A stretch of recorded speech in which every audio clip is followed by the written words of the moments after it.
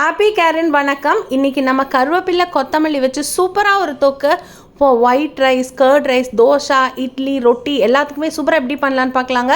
கருவேப்பிலையை நல்லா வாஷ் பண்ணி எடுத்துக்கோங்க. கொத்தமல்லி இலையும் வாஷ் பண்ணி எடுத்துக்கோங்க. கொத்தமல்லி இலையில் இருக்க தண்டு கூட நீங்கள் எடுத்துக்கலாம். ஏன்னா இது வந்து ஃபைபர் ரிச் தான். ஏன்னா நம்ம வதக்கி தான் செய்ய போகிறோம், ஹாஃப் குக்டு. ஸோ நீங்கள் அதை முதல்ல கடாயில் வந்து கடுகு உளுத்தம் பருப்பு போட்டு நல்லா தாளிச்சிட்டு அதுக்கப்புறமா கருவேப்பிலை, கொத்தமல்லி தழை, பெருங்காயம் இதை நல்லா சேர்த்து நல்லா வதக்குங்க.